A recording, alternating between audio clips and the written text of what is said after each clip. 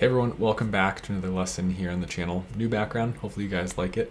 Today we're going to be going over this product's launch that I just launched 10 days ago. We're going to be taking a look at three things today. So the context, what's going on with the launch in general. Secondly, the results, how is the launch going so far?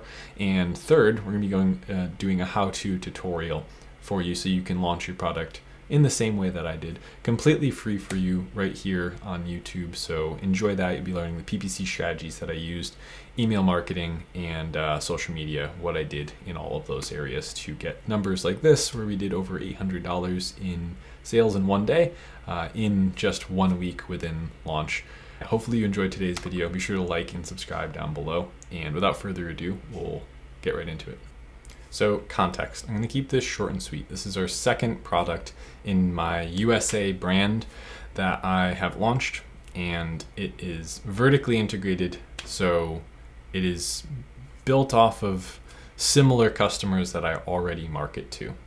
Okay, this customer has an interest that envelops more than just what the first product covered. So I was able to target a lot of the same people, and yet they still have a use for both of my products. So I believe there won't be a massive amount of cannibalization of the first product sales by introducing the second product.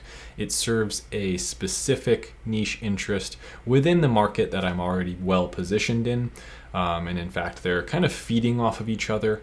We purposely made it look like the first one with a very unique brand character on the front that separates it from the first one. So yeah, that's pretty much it. Same manufacturer, second product. Let's get straight into the results of how the launch is going.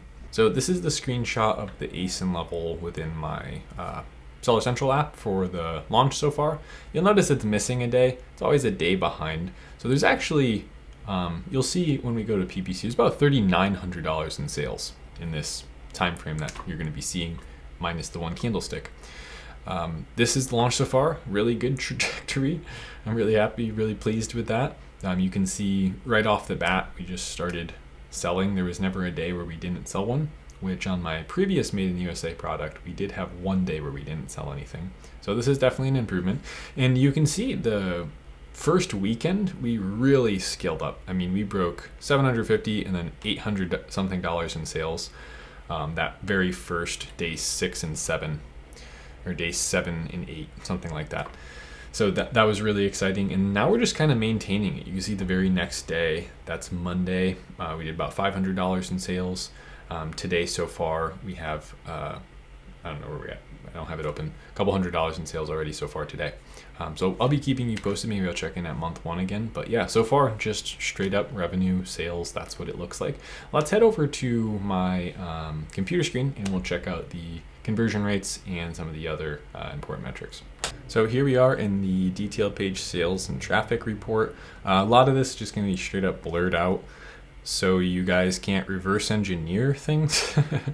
No hard feelings, but we'll see that same number we just reported from the Seller Central apps, that 3219. Again, not totally accurate just yet. This is the big guy we're going to be looking at, unit session percentage. That essentially is your conversion rate, right? So 8.83% of people who clicked on the listing decided to purchase. That's really good. I'll show you why in a second. Actually, let's just go do it right now. If we head over to Product Opportunity Explorer, I've pinned this in my Seller Central tab. All you have to do is go to Growth and then Product Opportunity Explorer right here. Now again, a ton of stuff is going to be blurred out. Sorry, no hard feelings again. But what this tool does, basically, I've typed my keyword into the search bar up above, and it's showing me all of the top search terms in this niche. One of the cool things that it does when you do that is it shows you your industry average conversion rates. So out of the search volume that they're going to show you as well, they'll show you these conversion rates, right? And we can see 10.7, 10. That one's not totally relevant. 10.3, 10.7, 11.2, and 10.6 are the most relevant ones here. 9.3 as well. That is conversion rate against the niche as a whole, right? That's not the top 3 competitors. So if we go ahead and take a look at our conversion rate compared to the industry average in this niche. We have a listing, like I said, for most of this time had no reviews, just got our first 5-star review, and we've already got pretty much a 9% conversion rate. So we're keeping up with all of the sales in general. When someone comes to this market, we're 1% off of that with a brand new listing with, a week ago, non-existent sales rank. That's exciting to me because one of the big reasons people buy is, of course, social proof. So as our reviews get up to 10, 20, 30, and we actually have a significant amount of social proof, we'll see that number go well above industry average. You could see my conversion rate right above for my first product is 15%. The industry average there is 8%. I've just about doubled industry average conversion rate with my first product. And we saw the same thing, right? Conversion rate, you get these weird days where you'll get a 12% conversion rate, 10%. I remember the first 7 days was actually quite high. The first 5 was like 12.5% or something.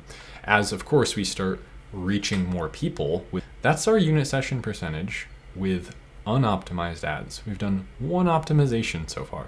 So as we continue to optimize our ads and get rid of a bunch of those campaigns that are just wasting money, which we'll get to next, again, that is just going to skyrocket up. So super pleased with conversion rate so far. Okay, so on to PPC. Now you start to see some of the sales discrepancies we were seeing before. Not exactly 3,200, we're actually at 3,900. This is the weird part about Amazon attribution and all the stuff that goes into the data. It doesn't always line up perfectly with your accounting software versus PPC Manager versus just what Business Reports is saying. And for instance, my accounting software says that half of our sales already were organic, but it shows the sales being almost exactly the same as what my total PPC sales are here in the Amazon Ads Manager. So I don't know what to believe. I'm just going to trust Amazon's data that they're showing me and keep always going off of that. So that's what we're going to be covering here today. I'm not even going to bother opening up the accounting software. This product in particular, just for the basic, and some of you who optimize PPC who are just starting will understand this. My product has about a 41% net margin. So 39%, 39.45% ACOS in the first 10 days is technically profitable PPC. Now it's let's call it what it is. It's break-even PPC, and that's beautiful. It's exactly what I want to see in this scaling period. I'm perfectly fine with trading sales for rank. That's the game that I'm playing right now. I would feel ineffective if my PPC was profitable. Say we saw 29%. I would push it another 10%. So we are on the money where I want to be. So I could not be happier with the ACOS that's being shown here. Now, even better than that, we've done one optimization so far, meaning 7 days into the launch, I did a full every campaign adjustment on bid. Now we have 32 campaigns running. We're going to be getting into the different types of campaigns that I'm running and how to build those. But as you can see here, again, a lot of stuff's going to be blurred out. Sorry about that, but you can see some of the best information. $1,000 in sales on our, we have got it sorted by sales at a 29% ACOS. This campaign needs a bid increase. I'm going to be pushing it harder. I want more impression share on this keyword, and this happens to be a broad modifier campaign. This is going to get pushed harder on its next adjustment because, like I just said, it's actually overperforming in terms of profit. I just want more sales right now. So that's a great problem to have. Week 1, I've already got profitable PPC on. Yeah, it's fine to show me a campaign that has one sale, but when your biggest campaign has an ACOS like that in week 1, it's exciting, right? And again, no social proof, brand new listing, right? It's just like, it's all going great. These campaigns here, the next 2 biggest, again, need to be pushed harder. That needs to be pushed about 15% harder as well. And this one, just about as much as the first one. Both happen to be profitable PPC already, accounting for the biggest amount of sales out of all of them sorted by sales. As we start to go through here, we start to see some of the wasters. So this guy needs to be pulled back, bunch of great stuff all the way down to here. And we'll all be getting pushed harder. And then 60%, and then 200%. So this campaign spent $75 to make one $35 sale. That one will definitely be getting talked to in my office. And so cool. I've scrolled down here, and what you'll notice, continuation of all of the other 32 campaigns here, or the rest of them, maybe half, just don't have sales yet.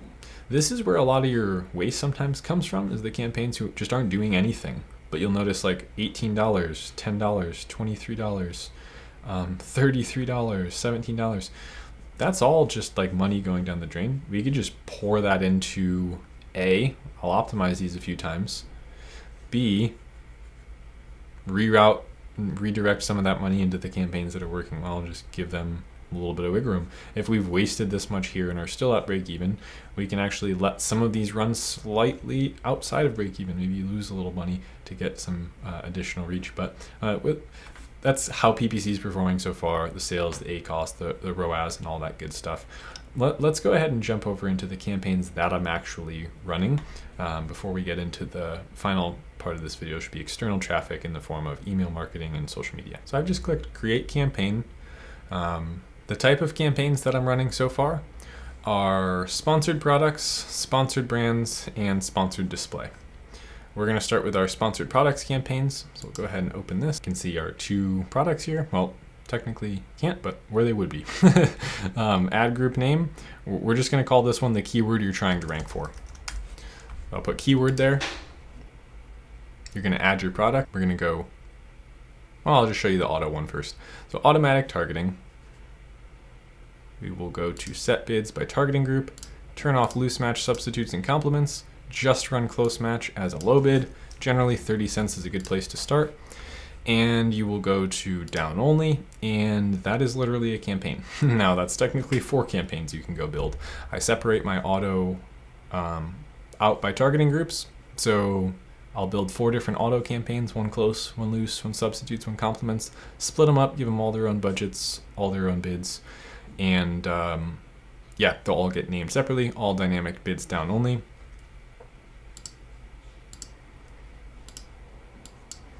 Go ahead and show you our naming convention.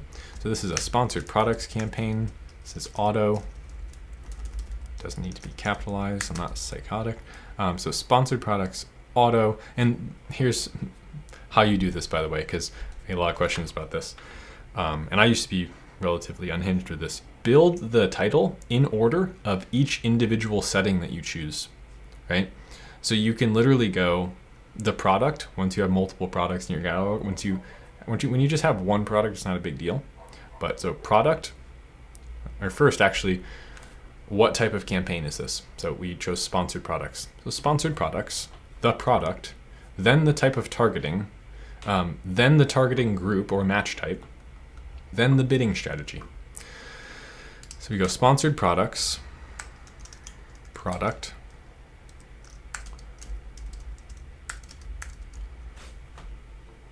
auto, close match,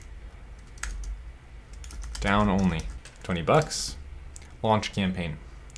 Now 4 for 1 on this one, right? You would go through, all you would change is the next time you make one of these, it would just be loose match. The only thing that would change here in this title is this would be loose match. And there you go, there's 4 auto campaigns. So let's head over to the next type of campaign. By the way, I put the keyword here. That was actually for this campaign that I had in mind. I did the auto after. So this is still relevant. It's the keyword that you're going to rank for. The keyword that you're going to rank for, you can just go to Opportunity Explorer and it'll show you the top search terms in the niche. I recommend just focusing on that, literally. You can just take a look at all of the relevant ones right there. Just type in your search term, go to search terms. And yeah, that's how I built my PPC, just looking at those keywords. Amazon's going to tell you the best keywords to target, obviously. Manual targeting, keyword targeting, enter list. We're going to unselect, and we are going to go keyword. We're going to add the keyword, suggested bid to start. I just start at suggested, whatever that is. This is also going to be down only. No placement modifier right now. And sponsored products, product, This is keyword targeting. Okay, I just wanted to pop in while I was editing this. Quick caveat, I usually put the product as the first thing and then sponsored products. So that way when you're editing your PPC, you can just see product first and it classifies it, and then what type of campaign it is. Because it would be weird to have sponsored products, sponsored display, sponsored brand, and then see individually what products they're for. It'd be better to just have groups of products by themselves, all in their own portfolio. So one product, one portfolio. Named with the campaign name in front of it, and then move on, of course, with what type of campaign it is. Exact match. By the way, the keyword goes like right here. So you literally type what the keyword is there. So sponsored products, what the product is, keyword targeting, there's your keyword, exact match, down only. If I had anything under down only, meaning if I changed to placement type, if this was a rest of search modifier or a top of search modifier, I would put TOS at the end, or ROS at the end, or PP at the end, okay? To indicate which one of those I had changed. Okay, now what I just showed you, you're going to repeat for your top 15 search terms you're trying to rank for. Maybe, and you could try this, but mitigating the most competitive one. Maybe tackle the most competitive one once you have high organic sales rank and some sales history for the less competitive ones, so you can steamroll with a strong push onto the more competitive one. Instead of just getting a bunch of clicks right away and maybe not converting those people on the most competitive one, a few schools of thought here, something to think about. What I did specifically is I did just use all of the search terms. The top 15 most relevant search terms I targeted with this exact campaign. One campaign, or one target per campaign. So one keyword, in this case we used keyword. Keyword 2 would get its own campaign with its own budget, with its own campaign name separately, okay? All the way through 15, so you're gonna make 15 campaigns here. Now moving on to the third type of campaign, you can go targeting, manual targeting, keyword targeting, enter list. This time we're going broad instead of exact, and you're gonna go plus, this is broad modifier, keyword, plus 2, okay? So what that does, you put a plus sign in front of each, basically tells Amazon treat it like a phrase. To simplify it really, just don't break those, whatever has a plus on it, don't break it apart, okay? So target everything, still target with a broad match type and a broad bid, but keep these words together. Okay, so take a look at your keyword list, look at all of the keywords that cannot be built using other keywords. Hey, it's me again, editing me. I feel like I was a little bit confusing at this point. So there's no plus 2 at the end. The 2 is, I don't know why I used a number. It's supposed to be the second keyword. So if it was like keyword, let me just use real keywords. Golf wedge, right? Golf wedge, be plus golf, space, plus wedge. Okay, so the plus 2 that I added was just signifying anything that comes after it. And if you had 3, you'd do it again. So likely the shortest top one is a great place to start for this. That was my best performing campaign so far. The top keyword that has the fewest words in it. Okay, and let me give you an example of this. If you have like Star Wars, let's just start there. Star plus star plus wars. That means that if someone types in Star Light, that you're not going to show up for that just because it has star in it. If they type in Star Wars Light, you will show up for that. If they type in light based on Star Wars, you will show up for that. If you typed in Star Wars Light plus star plus wars plus light, then you would only show up for things that have Star Wars Light intact. So basically, you're just turning into a phrase with the benefits of broad reach and broad bidding. Beautiful. These campaigns rock. Make them. Like I said, make one for the keywords which can not be built using other keywords. Does that make sense? So you'll see some of your keywords in that top performing list that you're going to find are going to be composites of each other. Like you're like, oh, I can make this phrase out of that one. It's just that one plus 2 words. So just use the broad modifier on the one that's going to have target that anyway. Does that make sense? Hopefully that makes sense. But anyway, I'm just going to move on. Next one's going to be product targeting. So everything's the same up top. Select your product. Just be easier. I don't have to keep blurring everything. Select your product up top. Select your ad group name. etc.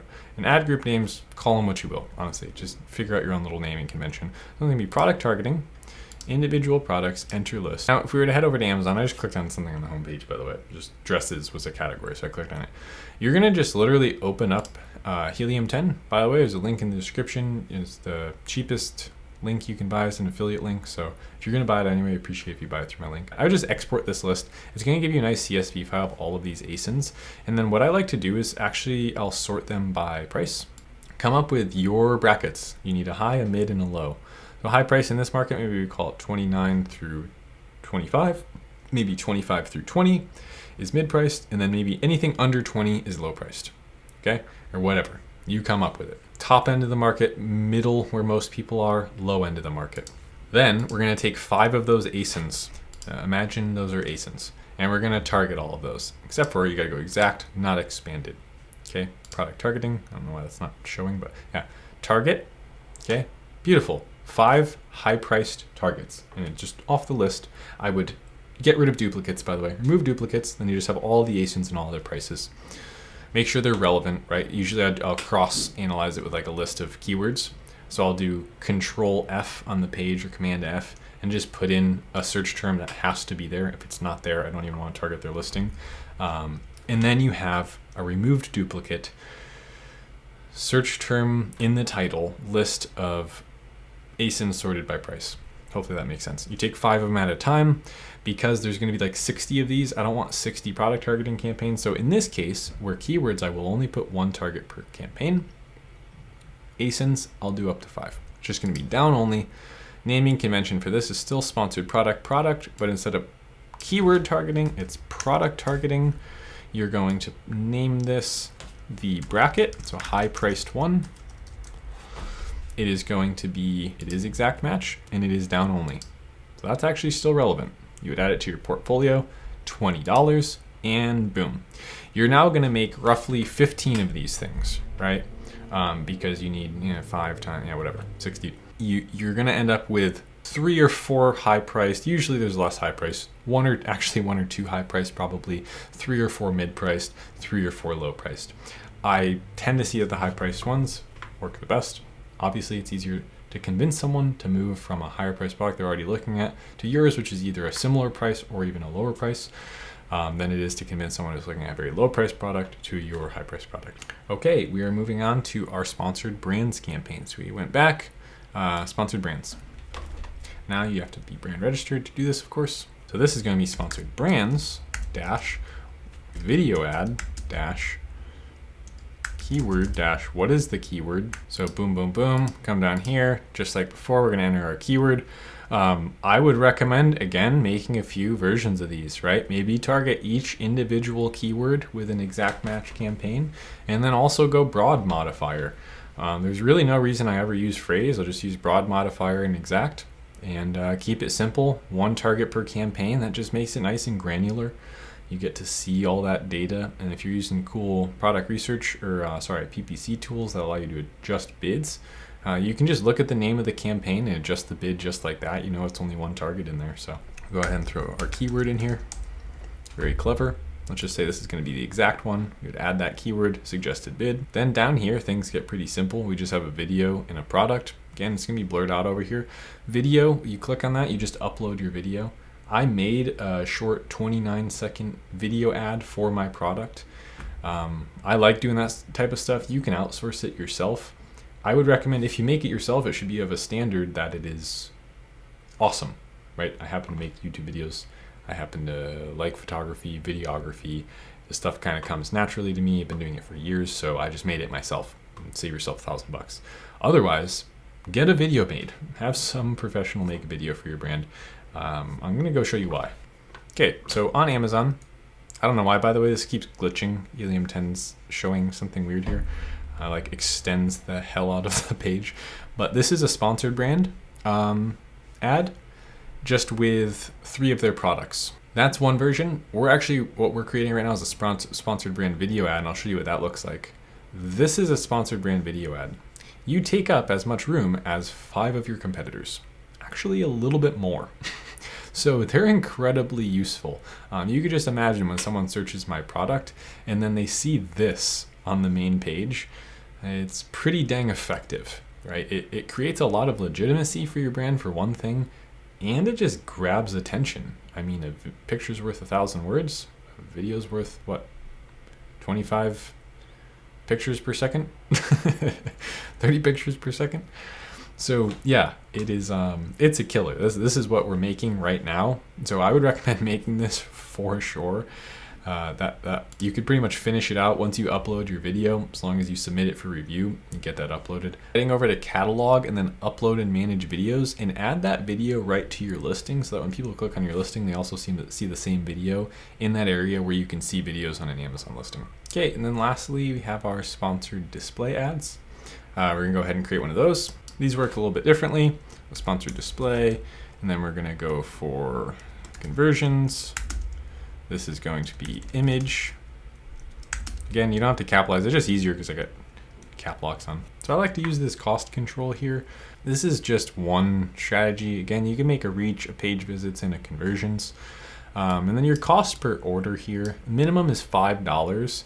Set it somewhere around, you should know what you can afford to spend per order. I can afford to spend $14. So this is about damn straight right here. I don't know why I said it like that. But $14, like I said, I want to make sales at break even. I would just throw that in there to achieve the most success early on. And you could always pull that back to optimize it after. Get your cost to acquire a sale much lower than that eventually. You can run both image and video ads versions of these, but let me show you what this would look like. If I click onto a listing here, this little guy right here is a sponsored display ad. Okay, and then this little guy right here, sponsored display ad. So think of it kind of like on blogs when you have little like, these are kind of like sponsored display ads, right? Just like a little brochure image or something cool to grab attention when people are already looking at something else, which is what really all ads are. But now again, for targeting types, not really again, I'm telling you this for the first time, but there are a few here. So it's not just as simple as like you add a keyword, sponsored display. You're going to be targeting either remarketing to customers who already have purchased your product, which doesn't make any sense to launch a product. Contextual, which means we'll reach audiences who are browsing products and content matching a criteria you choose. It's one I would recommend to go with in the beginning. This is recent activity, so it's basically like a pixel of a customer that has shown that they'll likely buy a product like yours. Then interest in lifestyle audiences. So this would be like category targeting, by the way. Reach audiences who shopping and entertainment activity suggests interest in lifestyle preferences. If we were to select this, again, you're kind of going into categories. But anyway, let's head back. Oh, back right there. Boom. Contextual. I would just go to individual products. Treat this like a product targeting campaign. Enter list. Throw 5 targets in there, most highest price competitors, same as product targeting, right? Those are your individual targets. You're going to be entering your ASINs just like that. Okay, now moving on to the final section of this video, which is external traffic, both website/email and social media. So here's what we've done so far. We have launched an email to our list of 624 email subscribers that we grew from a lead magnet from our first product, both a QR code on the product, and then primarily the way we grew that list was a sponsored video ad on Instagram and Facebook with a lead magnet for 20% off our product. So they went to a landing page, captured their email in exchange for this coupon to go buy our product, grew that to 624 people, of which we sent a broadcast email to on this past Friday. So the day right before our first $750 and then $800 sales days. Now the attribution period for this, God knows how long this takes. It's been 4 days so far since we launched it.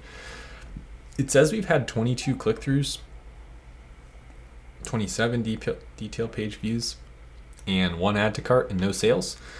I don't know if I necessarily buy this information just yet. I'll have to check back in about a week from now, just see what the data looks like, because I think it's not a total coincidence that the day before our biggest sales days, we launched our email marketing campaign, and we more than tripled our previous day's sales. So we'll have to check back in, see what happens, but maybe it's just literally has no correlation to that, and it just was a really good weekend on PPC.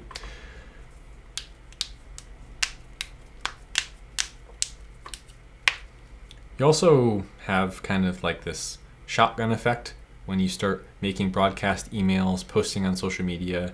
I have about 1,000 followers on social media. Let me check the exact number. It's like 700 something. 727, so not about 1,000. We have 727 followers on social media. It's not a huge amount, right? And the things that we post don't get insane views. Like our highest liked video is 1,000 likes. That was the one that we were primarily running as an ad to the lead magnet. But anyway, video announcement goes out there. The email broadcast goes out. That's about it for social external traffic right now. We are, if you want to follow along something that you can literally do with no experience with other channels, I'd recommend subscribing down below, because I primarily just focus on Amazon. It is a game changer how effective Amazon makes a physical product business if you know how to actually build a brand, leverage great creative and value innovation to create products that people actually want to buy. That's the missing link in, I don't do private label. I created a brand, I do brand building, but in private label, that's the missing link. It's just that like wow factor and that clear product market fit, right? Everyone just wants to do the same thing, the same old boring look, and cheap out on all the things that matter the most, right?